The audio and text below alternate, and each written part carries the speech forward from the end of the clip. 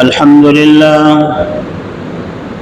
لله رب العالمين، والصلاة والسلام على سيد الأنبياء والمرسلين نبينا محمد وعلى آله وأصحابه أجمعين۔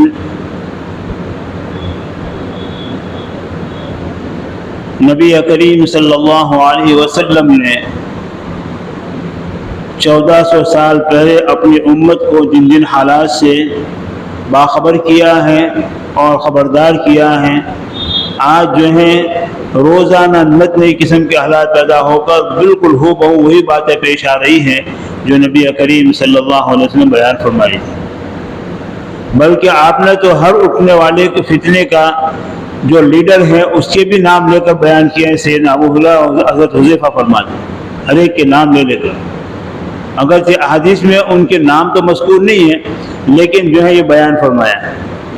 اس لیے اب جو ہے اپنے حالات کو سنوارنے کی، درست کرنے کی اور خبردار ہونے کی بہت ضرورت ہے۔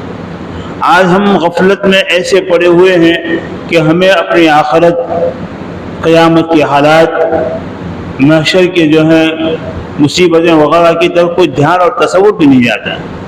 حالانکہ یہ باتیں جو قیامت کی نشانیاں ہیں اور اس سے پہلے پیش آنے والی باتیں ہیں، جب صحابہ کرام اس کا تذکرہ کرتے تھے تو ایسا روتے تھے کیونکہ ڈاڑیاں تر ہو جاتے تھے۔ لیکن آج ہماری آنکھ بھی پھڑکتی نہیں، اور عام طور پر صحابہ کرام آپس میں ملتے تھے، اس کا مذاکرہ بھی کرتے تھے، اور نبی کریم صلی اللہ علیہ وسلم تقریباً مجلسوں کے اندر اس کا تذکرہ کرتے تھے۔ لیکن آج اس کے تذکرے بھی زبانوں پر نہیں ہے۔ یہ بھی جو ہے دجال کے آنے کی علامتوں میں سے۔ چنانچہ ابھی آپ کے سامنے وہ باتیں آ رہی ہیں کہ جس کے بارے میں نے پہلے بتایا تھا کہ ایک روایت میں نبی کریم صلی اللہ علیہ وسلم نے قیامت کی نشانیاں گنوائی اور تقریباً 72 گنوائی، جس کو حضرت حذیفہ رضی اللہ تعالیٰ نے بیان کیا ہے۔ اس میں سے تقریباً جو ہے 26 کے قریب تو آپ کے سامنے آ چکی ہیں۔ پھر آخر میں انشاءاللہ پوری تفصیل کے ساتھ میں اس کو بتاؤں گا مختصر طور پر۔ چنانچہ 26ویں نشانیوں میں سے نشان یہ ہے کہ چودھری ظلم پیشہ ہوں گے۔ چودھری سے مراد پہلے زمانے میں لوگ چودھری کہتے تھے، اب جو قوم کا لیڈر اور سردار کہتے ہیں، الفاظ کا فرق ہے۔ اور اس میں کیا ہوگا کہ مان لو کہ ایسا آدمی جو قوم کے اندر ایک شریف تو نہیں لیکن ذمہ دار جیسا شمار ہوتا ہو، ایسے لوگوں کے ہاتھ کوئی معاملہ حوالے ہوگا تو ان سے انصاف نہیں ہوگا۔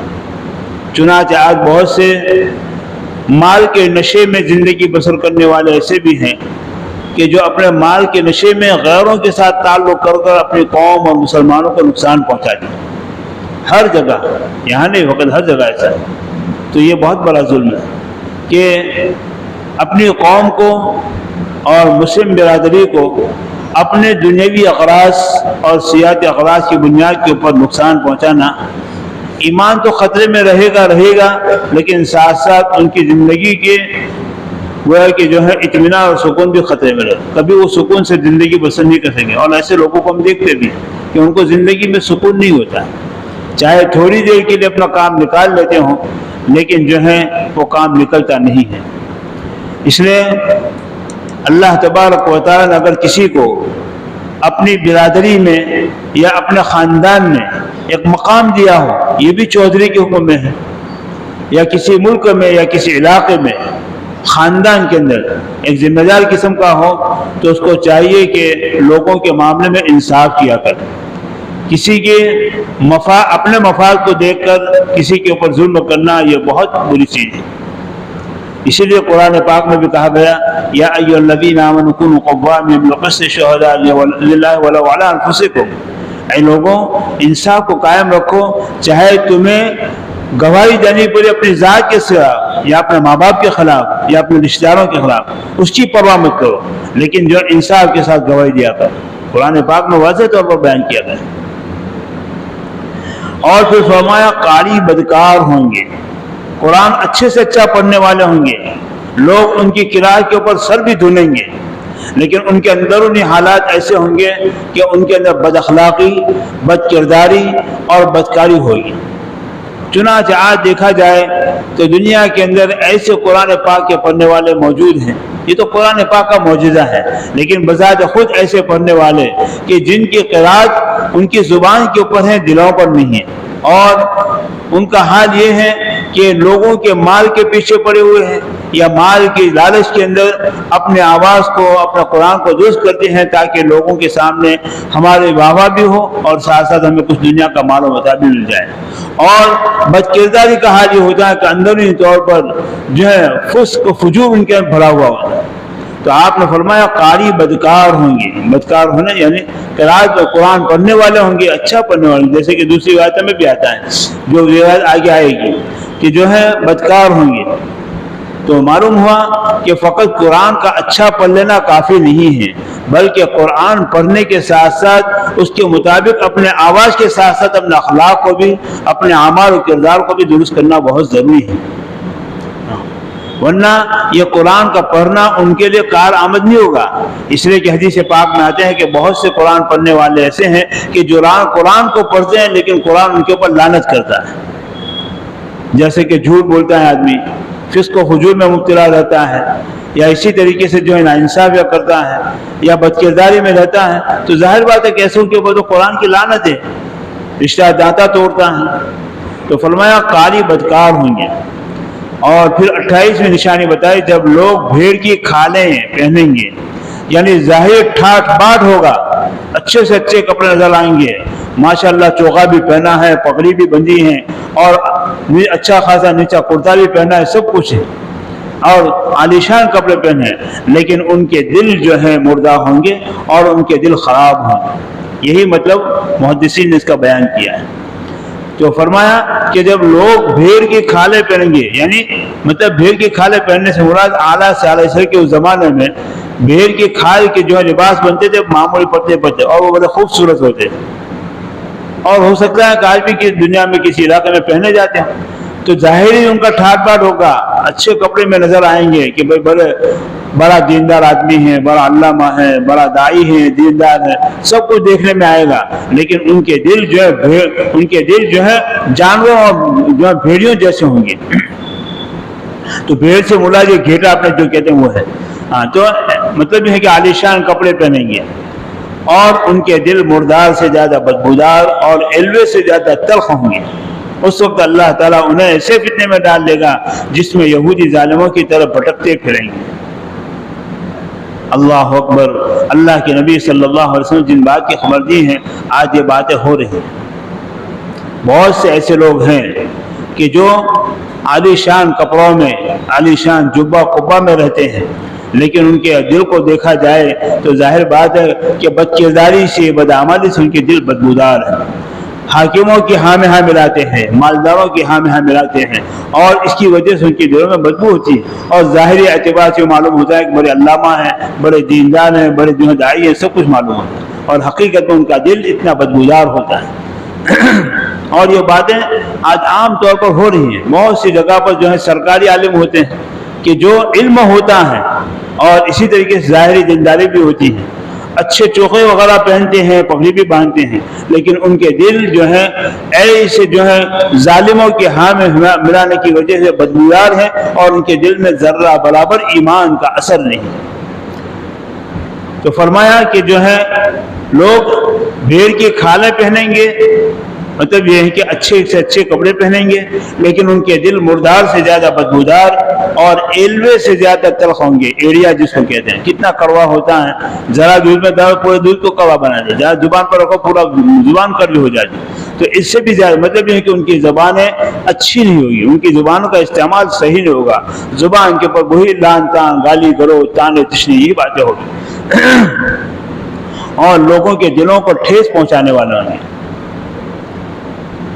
ایسے ہی پھر ان لوگوں کا حال کیا ہوگا؟ اللہ تعالیٰ ان کے حال کو ایسا خراب کرے گا کہ وہ یہودیوں کی طرف بھٹکتے پھریں گے۔ آج یہودی پوری دنیا کی طرف بھٹکتے پھریں، ان کے پاس مال و دولت ہے، لیکن پریشانی کیا رنگ ہے، کیسے لوگوں کو نقصان پہنچائے، کیسے لوگوں کو تکلیف پہنچائے اور ہم عالم سے، لیکن ان کو عالم ہو جائے۔ ایسے ہی جو لوگ غیروں کے پلے پڑے ہوئے ہیں یا حاکموں کی ہاں میں ملانے والے ہیں، مالدار جو غلط کام کرنے والے ان کی ہاں میں ہاں ملانے والے ہیں، یہ کیا ہے؟ پریشان حال پھرتے ہیں، بس یہی ہوتا ہے کہ کب مجھے پیسہ ملے، کیسے میرے پاس مال آ جائے، کیسے مجھے، اور جو ہے ان کو نہ گھر میں سکون نہ باہر سکون، تو یہودیوں کی طرف بھٹکنا ہوا۔ اور پھر فرمایا کہ جب سونا عام ہو جائے گا اور چاندی کی مانگ ہوگی۔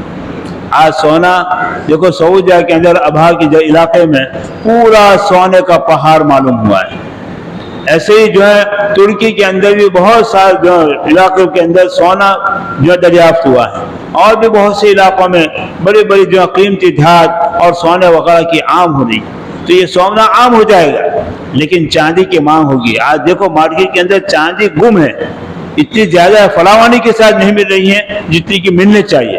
ہم جو ہے 5-50 تولانے والے ہمیں اس کی خبر نہیں ہوگی، لیکن جو کمپنیاں جن کی مشینری میں جن کی اور چیزوں کے اندر چاندی سما ہوتی ہے وہ بڑے پریشان ہیں کہ چاندی کی جگہ پر کوئی ایسی چیز آنی چاہیے کہ جس کی وجہ سے ہمارا کام کاج ٹھپ نہ پڑ جائے۔ لیکن جو ہے ظاہر بات ہے کہ اللہ کے نبی نے فرمایا کہ چاندی کی مانگ ہوگی، یعنی اس کی کمی ہو جائے گی تو مانگ ہوگی، اور سونا عام ہو جائے گا، یعنی اتنا عام ہو جائے گا کہ اس کے اوپر لڑنے والے لڑ کر بھی پچھتائیں گے۔ اور یہ چیزیں ہو رہی ہیں۔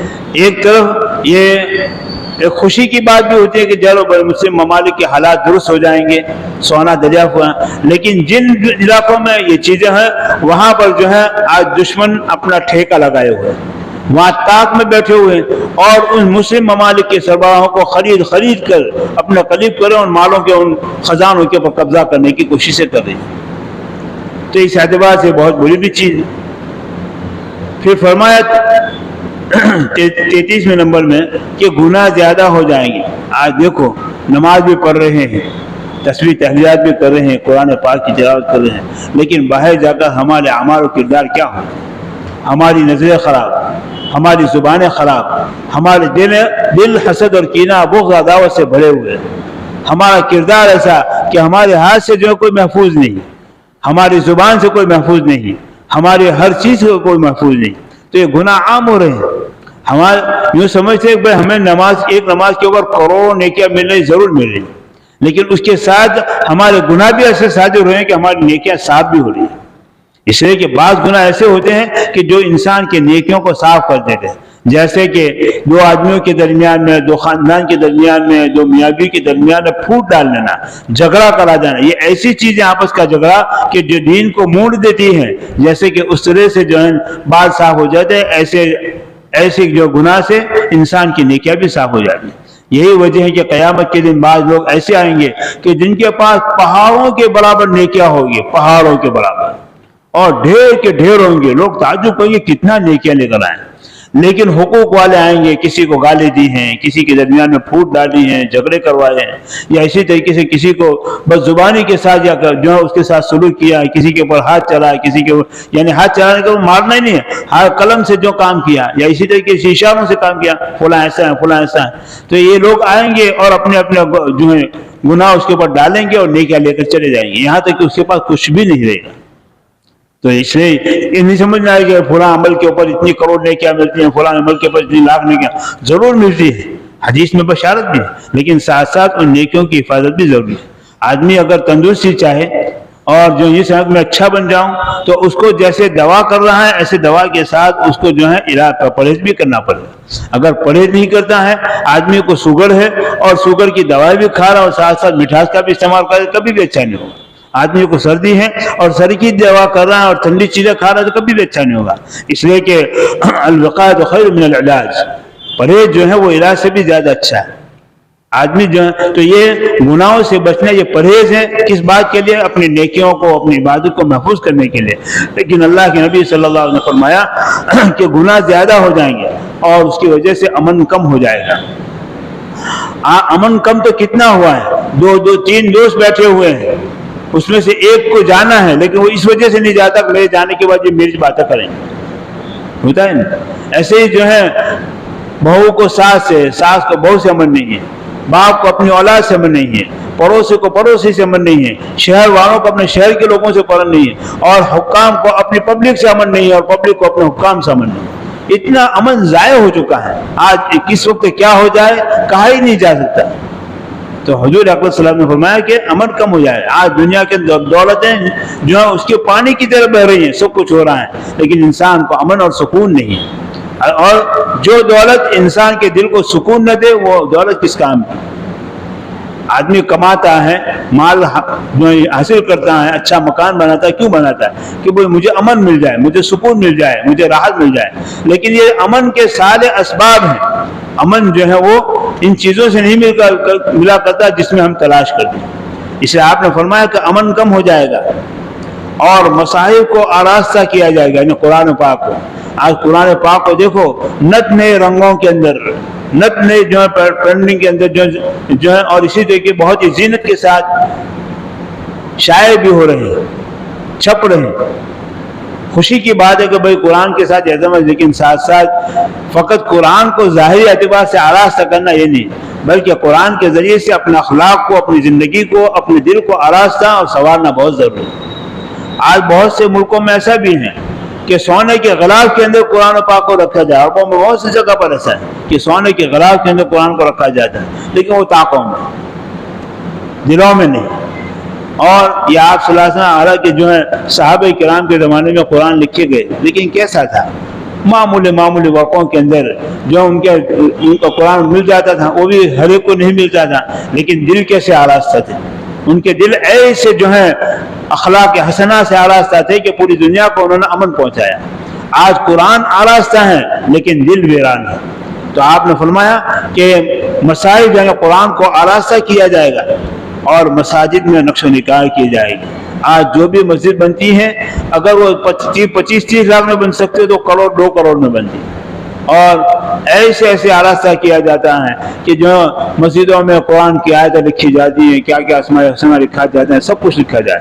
یہ دلوں میں لکھنے کی ضرورت ہے. تو یہ مسجدوں کو آراستہ کرنا, مسجدوں کو سنگھارنا, یہ بھی قیامت کی نشانی ہے, بلکہ دجال کے آنے کی نشانی ہے. جیسے کہ ایک روایت میں بھی آتا ہے کہ جب لوگوں کے گناہ بڑھ جائیں گے تو مسجد عالیشان بننا شروع ہو جائے گی, اور مسجدوں کا عالیشان بننا یہ دجال کے آنے کی علامت ہے. حدیث پاک کے اندر بیان کیا ہے. لہذا آپ نے فرمایا مساجد میں نقش و نگار کیے جائیں گے. کیسے نقش و نگار کیے جاتے ہیں, کیسی نقشے کی جاتی ہیں. اسی لیے وجہ علماء فرماتے ہیں کہ مسجدیں جو ہے نقش و نگار والی تو ہو گئی اور زینت کی وجہ سے آباد ہو گئی, لیکن دل ویران ہو گئے. پہلے مسجدیں سادی تھی لیکن دل آباد تھے, اس کی وجہ سے مسجدوں میں نماز پڑھنے والے خدا کے سامنے لو لگاتے تھے, اور ایسا معلوم ہوتا تھا کہ گویا شیشہ پرائی دیوار ہے. اور آج آدمی اپنی نماز کو بھی سکون سے نہیں پڑھتا, کبھی ہاتھ ایسا جاتا ہے, کبھی ادھر جاتا ہے, کبھی ادھر جاتا ہے, اور یہ کوشش ہوتی ہے کہ کب نماز پوری ہو مسجد سے نکل جاؤ. تو یہ کیا ہے؟ مسجدیں جو نقش و نگار والی ہو گئی, زینت والی ہو گئی, لیکن دل ویران ہو گئے. تو فرمایا مساجد میں نقش و نگار کیے جائیں گے اور اونچے مینار بنائے جائیں گے. آج جو ہے چاہے ہمارے یہاں اتنے اونچے مینار نہیں ہیں, لیکن جو ہے آپ عرب ممالک اور مسلم ممالک میں چلے جائیں تو وہاں پر عالی شان بڑے اونچے مینارے بنائے گئے. تو یہ اونچے مینارے بننا یہ بھی قیامت کی نشانیوں میں کہ مینارے تو اونچے ہو گئے لیکن اللہ اور اللہ کے دین کا نام بلند نہیں کیا, اس کو اونچا نہیں کیا, اس کی کوشش اور محنت نہیں ہے. میناروں کے اوپر لاکھوں روپے خرچ ہو جاتے ہیں, کئی لاکھ کے مینارے بنائے جاتے ہیں. تو فرمایا اونچے مینار بنائے جائیں گے, لیکن فرمایا دل ویران ہوں گے. دل کے ویران ہونے کا مطلب کیا؟ دل میں ایک ذرہ برابر اللہ کی محبت, اللہ کے رسول کی محبت جیسی چاہیے نہیں ہوگی. اس لیے کہ محبت کس کا نام ہے؟ محبت کے دعوے کرنا, محبت کے نغمے پڑھنا, اس کا نام محبت نہیں ہے. محبت تو کس کا نام ہے؟ جیسے کہ آج کے جوانوں کا حال دیکھو کہ اب دیکھتے ہیں کہ بھائی سنیما کے ایکٹر یا کوئی بھی ہو آدھا سر ملاتے ہیں, تو آدھا سر ملانا شروع کیا. اللہ کے نبی علیہ الصلوۃ والسلام نے اس کو مصلح کہا اور مصلح حرام ہے, اس کے اوپر اللہ کی لعنت ہوتی ہے. لیکن آج جوانوں کو دیکھو کہ کیا یہ محبت کی علامت کہ جس سے محبت ہوتی ہے اس کی اطاعت آدمی کرتا ہے اور اسی کے پیچھے چلتا ہے. تو تو اللہ کے نبی کی محبت کیا ہے؟ اللہ کے نبی کی اتباع کرنا، ان کی سنتوں کے اوپر عمل کرنا، چال میں، ڈھال میں، لباس میں، کھانے میں، پینے میں، شادی میں، بیاہ میں، ہر چیز کے اندر آپ کا اتباع کرنا، یہ محبت کی علامت۔ اس لیے کہ محبت کرنے والا اپنے محبوب کے پیچھے دیوانہ ہوتا ہے، اور دیوانہ ہونے کا مطلب کیا ہے؟ اس کی ہر ادا کو جو پسند کرتا ہے، ہر ادا کو پسند کرتا ہے۔ تو فرمایا کہ دل ویران ہوں گے، دل میں جو ہے محبت نہیں ہوگی، شرابیں پی جائے گی۔ آج دیکھو نچنے نام سے شرابیں وجود میں آ رہی ہیں، چاہے اصلی نام نہیں ہوتا لیکن نام بدلنے سے حکم نہیں بدلا کرتا ہے۔ آج ہمارا نوجوان طبقہ، چاہے لڑکیاں ہوں لڑکے ہوں، آج ایسی بوتلیں پی رہے ہیں کہ جو نشے میں ہوتے ہیں، اور اسی حالت میں بدکاریاں، زنا اور کیسے اعمال وجود میں آتے ہیں، اور ماں باپ کو پتہ ہے لیکن ماں باپ کو ذرہ برابر اس کی پرواہ نہیں ہے، نہ روکتے ہیں، اور اگر روکتے بھی ہیں تو اتنی سختی کے ساتھ، اس کا پوری سختی کے ساتھ نوٹس لینے والے نہیں۔ تھوڑی دیر کے لیے کہہ دیا اس کا مطلب نہیں ہے، بلکہ آدمی مرد کو چاہیے کہ اپنی اولاد کے پیچھے رہے اور ان کو سمجھانے کی کوشش کرے۔ خود نہیں سمجھا سکتا ہے، کسی نیک آدمی کے پاس لے جا کر سمجھائے۔ تو بہرحال جو ہے شرابیں پی جائے گی، یعنی شراب عام ہو جائے گی تبھی تو پیے جائے گا، اور آج شراب کے پینے والے بڑے عام ہو رہے ہیں، اور جو ہے اس کا استعمال بہت آ رہا ہے، جیسے کہ کھانسی وغیرہ کی دوا اس میں جنرلی نشہ ہوتا ہے، یہ ہمارے ٹھنڈے پینے اس میں بہت سی بوتل ایسے اس کے اندر نشہ ہوتا ہے۔ تو نشے والی چیز یہ سب شراب کے حکم میں آ جاتی ہے، اور اس کا استعمال جو حرام ہی ہے، اور یہ اللہ کے نبی صلی اللہ علیہ وسلم نے اس کو قیامت کی نشانی میں بتایا۔ تو بہرحال فرمایا شراب بھی پی جائے گی، اور 40ویں نمبر میں بتایا شرعی سزاؤں کو معطل کر دیا جائے گا۔ آج دیکھو سعودیہ کے اندر، وہاں پر زنا کے اوپر رجم تھا، لیکن زنا کا فعل تو آج پکڑا ہی نہیں جا سکتا، اس کے لیے شرائط بھی اتنی کڑی ہیں، لیکن چوری کے اوپر سزائیں تھیں، اور اسی طریقے نشے والی چیز اگر مل جائے تو اس کے اوپر بھی سزائیں تھیں، کسی کو قتل کے اوپر، ساری سزاؤں کو معطل کر دیا، ختم ہی کر دیا، بلکہ اس کی جگہ پر جو ہے غیروں کے طریقوں کو لے آئے۔ اور آج پوری دنیا کے اندر کتنے مسلمان 56 ممالک مسلم ممالک ہیں، لیکن کہاں بتاؤ کہ کہیں بھی شرعی سزا غیر حکومت نے تو چلو سمجھے کہ وہاں پر ہمارا بس نہیں چلتا ہے، لیکن جہاں پر ہمارا بس چل سکتا ہے وہاں پر بیٹھے ہی ایسے لوگ ہیں کہ جو ان سزاؤں کو چاہتے نہیں، کیونکہ وہ خود ان گناہوں کے اندر مبتلا ہوتے ہیں، تو وہ کہاں سزائیں صادر کریں۔ اس لیے آپ نے فرمایا شرعی سزاؤں کو ختم کر دیا جائے گا۔ اور آج ماں باپ کی اگر ایک اولاد جو غلط کام کرتے تو اس کے اوپر ایسا کیوں کرتا ہے، جا آپ مت کرنا، بس وہ بات، بلکہ بہت سے تو اس کو جھڑکتے بھی نہیں کہ چلو بڑا ہو کر سدھر جائے گا۔ ارے جو بچپن سے بگڑتا ہے کبھی بڑا ہو کر سدھرتا نہیں ہے، اور جبل گردت جبلت نہ گردت، پہاڑ اپنی جگہ سے ہٹ سکتا ہے لیکن پڑی ہوئی عادت کبھی ہٹ نہیں سکتی، فطری عادت کبھی ختم نہیں ہو سکتی۔ اس لیے اس کے اوپر نوٹس لینے کی اور اسی طریقے سے سمجھنے کی بہت ضرورت ہے۔ اپنے کم سے کم اپنے اولاد کے اوپر تو ہمارا بس چل سکتا ہے، اپنی بیوی کے اوپر چل سکتا ہے، لیکن مار دھار کر نہیں، سمجھا بجھا کر ان کا ذہن سازی کرو، ان کے دماغ میں باتوں کو ڈالو۔ تو فرمایا کہ جو ہے شرعی سزاؤں کو معطل کر دیا جائے۔ یہ 40 نشانیاں ہوئی 3 جمعہ کے اندر مسلمان۔ اللہ تعالیٰ ان جو ہے نشانیوں سے ہماری حفاظت بھی فرمائے اور ہمیں بچنے کی بھی توفیق عطا فرمائے، اور ہمیں فکر آخرت اور آخرت کے اندر خدا کے سامنے کھڑے ہو کر جو حساب دینا ہے اس کی فکر ہمیں نصیب فرمائے۔ وآخر دعوانا